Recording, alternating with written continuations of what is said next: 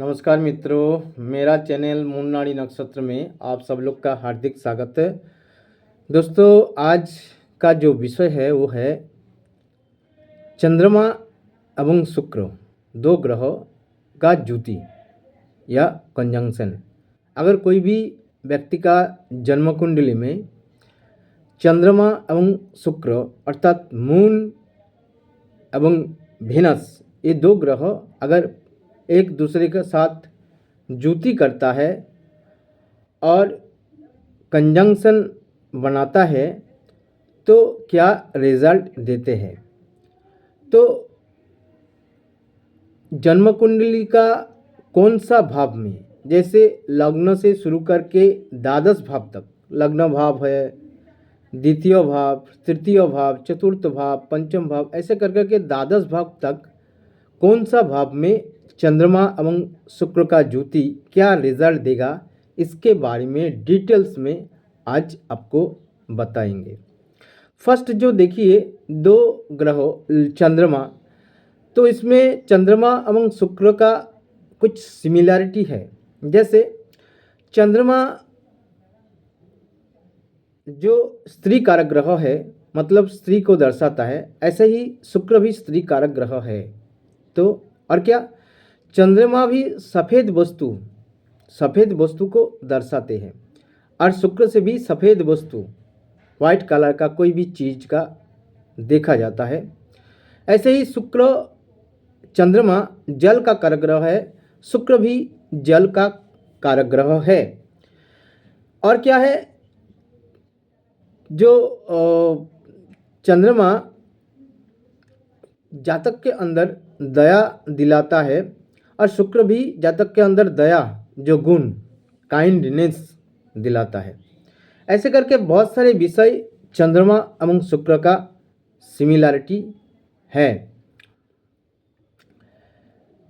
तो देखिए, ऐसे ही जैसे लग्न में कोई भी जातक या जातिका का लग्न में असेंडेंट में अगर चंद्रमा एवं शुक्र एक साथ रहेगा तो क्या रिजल्ट देगा।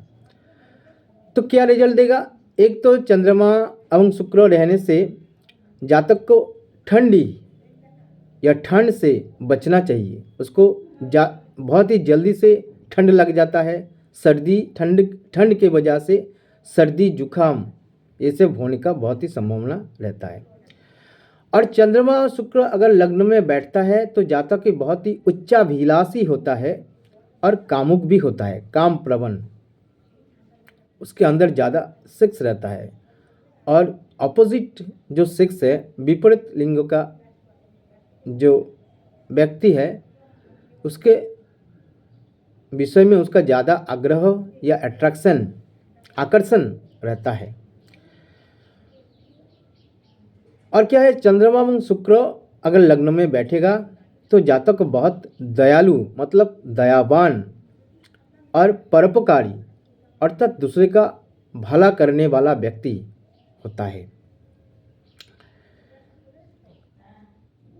इसके अलावा चंद्र भी जल का कारक ग्रह, शुक्र भी जल का कारक ग्रह होने की वजह से जातक कोई भी जलस्थान या जलाशय या नदी या समुंदर या ह्रद, जहाँ भी कोई भी वाटर बॉडी है, उसके पास जातक की जन्म होने का संभावना रहता है। इसके अलावा जातक भी जहाँ रहेगा उसके आसपास ये सब चीज़, मतलब कोई भी जलाशय, पुष्करिणी या नदी या समुंदर या ह्रद, ये सब रहने का योग रहेगा।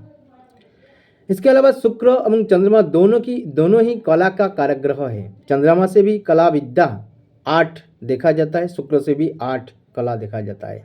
तो जातक या जातिका को कला के विषय में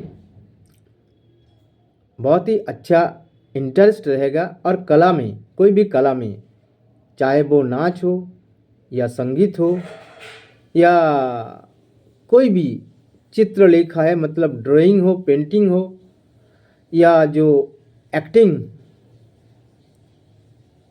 एक्टिंग अर्थात अभिनय, उसमें जातक को बहुत ही अच्छा खासा पारदर्शिता या दक्षता रहता है।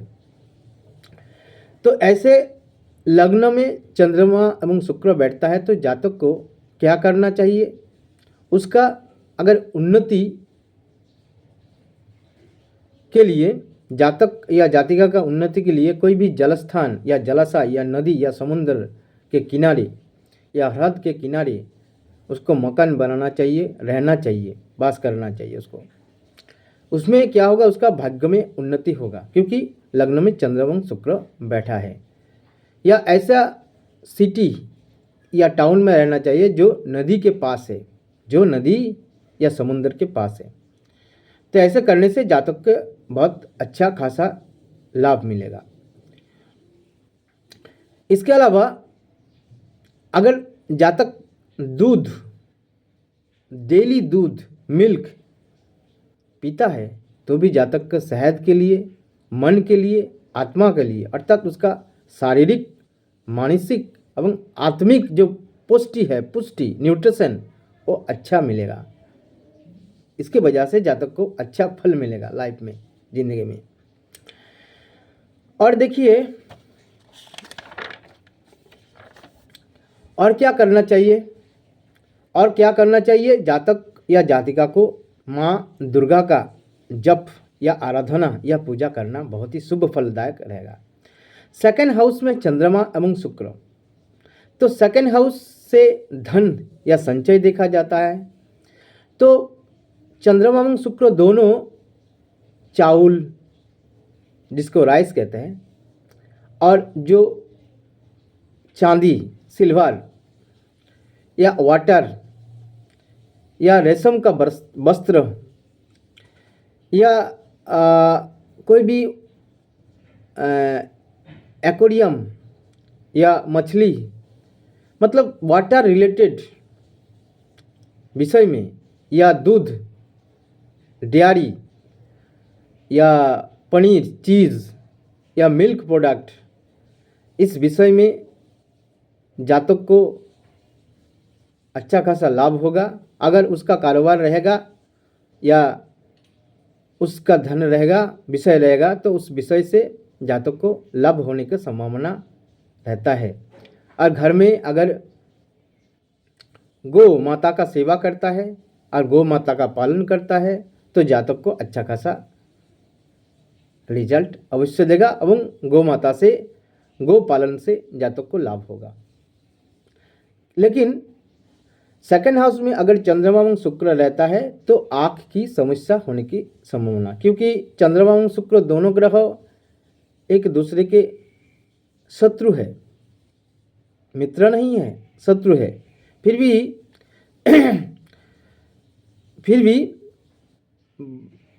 और भाव में अच्छा रिजल्ट देता है। लेकिन सेकंड हाउस में आँख, अर्थात द्वितीय भाव में आँख या आई डिजीज, आँख का कोई बीमारी या आई डिजीज होने का संभावना रहता है। थर्ड हाउस में चंद्रमा एवं शुक्र, थर्ड हाउस में चंद्रमा एवं शुक्र जब रहता है तो क्या रिजल्ट देगा? तो थर्ड हाउस से छोटे भाई बहन देखा जाता है, और चंद्रमा एवं शुक्र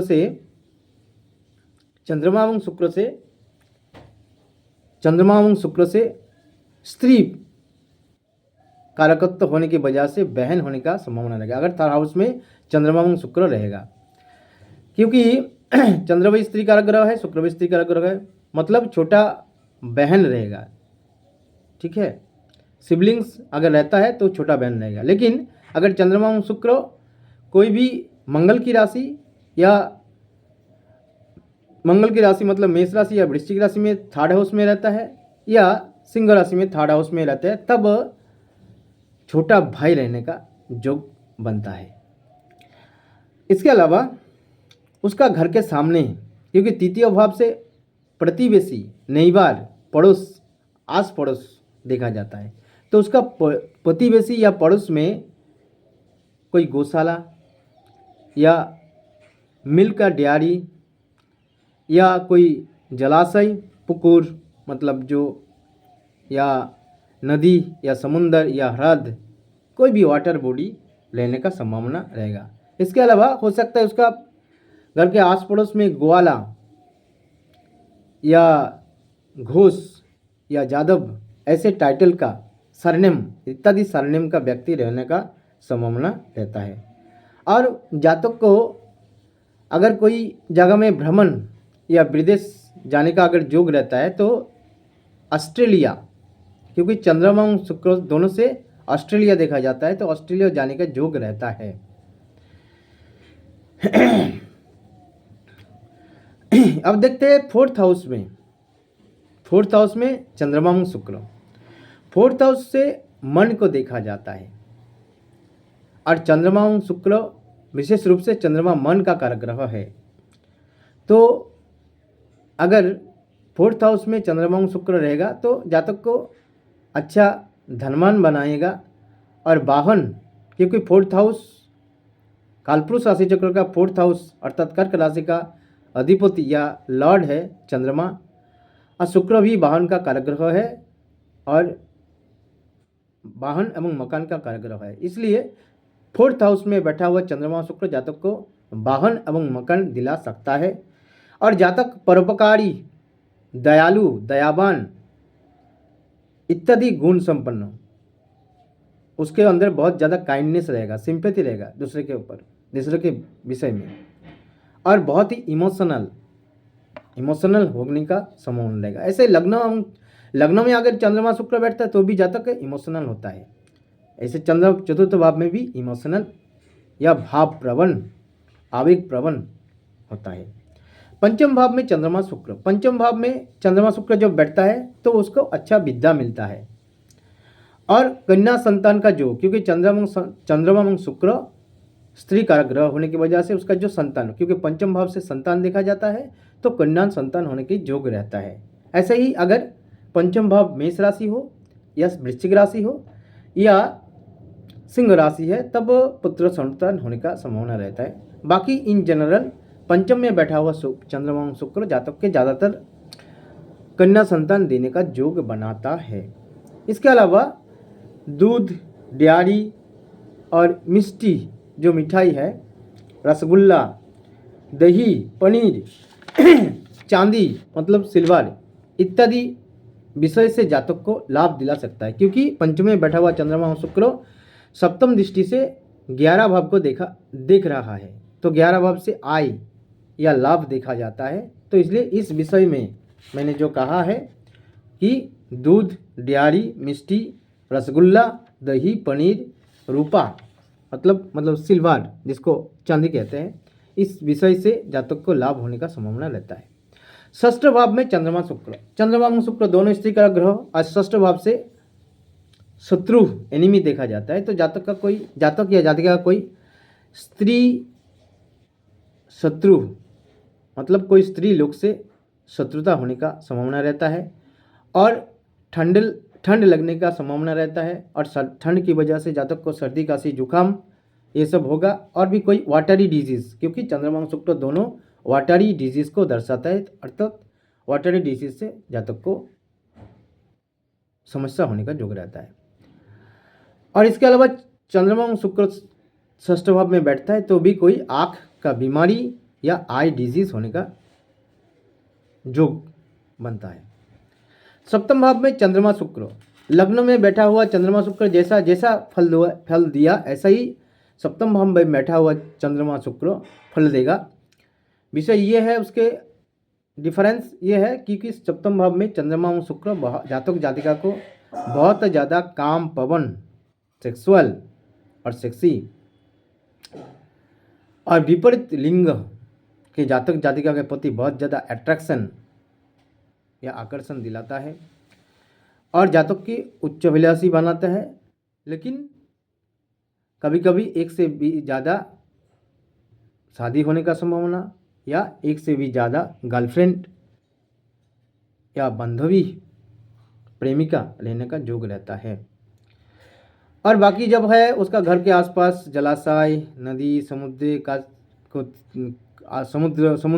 या ह्रद के आसपास जातक रहेगा तो जातक को सुफल मिलेगा। और जातक दुर्गा माता का अगर पूजा करेगा तो भी अच्छा रिजल्ट देगा और दुर्गा माता का आराधना करेगा, पूजा करेगा, मंत्र जप करेगा तो जातक को अच्छा रिजल्ट देगा। ऐसे डेली अगर दूध पिया करे तो भी अच्छा रिजल्ट मिलेगा। और दूसरा की ये चीज़ है, अगर सप्तम में बैठा हुआ चंद्रमा और शुक्र जातक को बहुत ही जल्दी, बहुत ही कम उम्र में शादी करवाता है। अष्टम भाव में चंद्र शुक्र, अगर अष्टम भाव में चंद्रमा शुक्र बैठता है तो जातक को आँख की बीमारी या आई डिजीज होने का संभावना रहता है। उसका जो जननांग जो है, जननांग रिप्रोडक्टिव ऑर्गन और सिस्टम, उसमें कोई प्रॉब्लम हो सकता है। उसका यूरिनरी या किडनी में कोई प्रॉब्लम हो सकता है। पानी से कोई भय भय रह सकता है, पानी से खतरा, और पानी से सृष्ट कोई बीमारी, पानी के कारण कोई बीमारी हो सकता है। इसके अलावा लेकिन चांदी, दूध, चावल, वस्त्र इत्यादि से जातक को, या वाटर ट्रीटमेंट प्लान इत्यादि से कोई लाभ जातक को अवश्य ही दिलाता है, क्योंकि अष्टम भाव में बैठा हुआ चंद्रमा शुक्र सप्तम दृष्टि से धन भाव अर्थात संचय या अर्थ की जो भाव है उसमें दृष्टि दे रहा है। नवम भाव में चंद्रमा शुक्र, नवम भाव में चंद्रमा शुक्र जब रहता है तो जातक के ऊपर नवम से भाग्य देखा जाता है, और चंद्रमा और शुक्र स्त्री कारक ग्रह है, मतलब जातक के भाग्य के ऊपर कोई नारी या स्त्री का प्रभाव रहेगा, अर्थात जातक का जो उन्नति है उसमें कोई स्त्री का अवदान व स्त्री का भूमिका अवश्य रहेगा। और ज़्यादातर केस में देखा जाता है नवम भाव में बैठा हुआ चंद्रमा शुक्र का जातक के जीवन में, जातक का छोटे भाई बहन रहने का योग रहता है, विशेष रूप से बहन रहने का योग रहता है। अगर नवम भाव मेष राशि है या वृश्चिक राशि, विशेष रूप से मेष राशि है या सिंह राशि है, तो अब उसमें चंद्रमा शुक्र बैठा है तो भाई रहने का योग रहेगा। दसम भाव में चंद्रमा शुक्र अगर बैठता है तो अच्छा फल देता है, और वाटर रिलेटेड विषय से जातक को करियर या कर्म होने का संभावना रहता है। कोई वाटर सप्लाई डिपार्टमेंट या वाटर ट्रीटमेंट प्लान में जातक काम कर सकता है, या वाटर सप्लाई या वाटर ट्रीटमेंट प्लान का कारोबार कर सकता है, और वाटर का कोई कारोबार कर सकता है, या एक्वेरियम का कारोबार कर सकता है, या मछली का कारोबार कर सकता है। तो या इस सब डिपार्टमेंट में जातक को नौकरी मिल सकता है। और दूध, पानी, दही, पनीर, चांदी और कोई भी सफ़ेद वस्तु, ये सब में, या चावल, इस विषय में जातक को कर्म हो सकता है। 11 भाव में अगर चंद्रमा शुक्र बैठता है तो क्या रिजल्ट देगा? 11 भाव में जब चंद्रमा शुक्र बैठता है तो जातक का ज्येष्ठा भगिनी रहने का योग रहता है। इसके अलावा जल, दूध, चांदी और चावल या सफ़ेद वस्तु, ये एक्वेरियम, ये सब जो चंद्रमा और शुक्र का कारकत्व विषय है, और चंद्रमा शुक्र से रिलेटेड जो विषय है उस विषय में जातक को लाभ होने का संभावना है। विशेष रूप से चावल का लाभ होने का संभावना है। ऐसा भी हो सकता है अगर चंद्रमा एवं शुक्र एकादश भाव में ना हो के शुक्र एकादश भाव में है एवं चंद्रमा पंचम भाव में, अथवा चंद्रमा पंचम भाव में है, शुक्र 11 भाव में है, तो भी 11 भाव के ऊपर चंद्रमा और शुक्र का प्रभाव रहता है, क्योंकि एक ग्रह दूसरे ग्रह को, एकादश भाव में बैठा हुआ दूसरे ग्रह को दृष्टि दे रहा है, तो भी ऐसा रिजल्ट व सिमिलर रिजल्ट मिलने का योग रहता है। और द्वादश भाव में चंद्रमा शुक्र जब रहेगा तो अच्छा है, जातक को भोगी, लक्सरियस, कामुक, कामपवन और धनवान बनाता है। और आँख का डिजीज होने का संभावना रहता है। कोई भी जो गोधन है, गोधन से जातक को लाभ होने का संभावना रहता है, लेकिन कभी कभी अगर चंद्रमा शुक्र द्वादश भाव में बैठता है एवं पाप ग्रह के द्वारा पीड़ित होता है, जैसे मंगल या शनि या राहु केतु का दृष्टि में या उसके साथ जुति करता है, तो जातक को इस विषय से, मतलब गोधन या गरु, जो गो है, काव, या कोई भी चतुष्पद जंतु जैसे काव या बेल या जो भैंस इससे जातक को नुकसान होने का संभावना रहता है। तो दोस्तों ये मेरा छोटा सा प्रयास था कि कोई भी व्यक्ति का जन्म कुंडली में अलग अलग भाव में अगर चंद्रमा शुक्र बैठता है तो क्या रिजल्ट देगा, तो इसके बारे में डिटेल्स में मैंने बताया। और एक बात, अगर अच्छा रिजल्ट जरूरी है, अगर कोई भी व्यक्ति का जन्म कुंडली में चंद्रमा शुक्र बैठा है तो विशेष रूप से लग्न में या सप्तम भाव में या चतुर्थ भाव में या द्वितीय भाव में या पंचम भाव में, नवम भाव में, 11 भाव में चंद्रमा शुक्र बैठता है एवं अच्छा रिजल्ट दिलाने के लिए जातक या जातिका को मैंने बोला है कि कोई जैसे माँ दुर्गा का जप या पूजा या आराधना करना चाहिए। ये सब करना बहुत ही ज़रूरी है और स्त्री जो जाति है उसके प्रति अच्छा मनोभाव, अच्छा मेंटालिटी रखना चाहिए। तो दोस्तों मेरा ये छोटा सा प्रयास था। अगर ये मेरा छोटा सा प्रयास आप लोग को अच्छा लगा तो आप लोग लाइक कीजिए, शेयर कीजिए और मेरा जो छोटा सा चैनल है मूल नाड़ी नक्षत्र, इस चैनल को अवश्य सब्सक्राइब कीजिए। नमस्कार।